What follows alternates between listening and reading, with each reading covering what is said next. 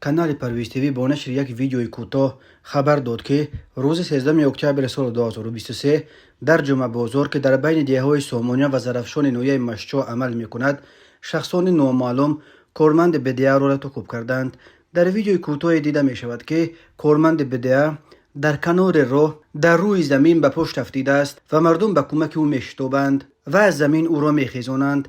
تفصیلات دیگری حادثه دسترس نیست. سبب لطکوب کارمند بدیه نیز گفته نشده است. مقامات این قضیه را طول شرح ندادند و معلوم نیست که آیا یگان کس در رابطه به این حمله به کارمند بدیه دستگیر شده است یا نه. در تاجیکستان موردهای با کارمندان میلیسا مخصوصا با کارمندان بدیه که به پوره‌گیری نام برآوردند تویمان کردن شهروندان زیاد مشاهده می شود، ولی حالتهای به کارمند بدیه دست به گریبان شدن ساکنان خیلی کم رخ می دهد. ماده 328 کودکس جنایتی تاجیکستان برای استفاده زوراوری نسبت به نماینده دولت خصوصا هنگام اجرای وظیفه های خود قرار داشتنش همچون جزا تا 5 سال زندان پیش بینی می کند.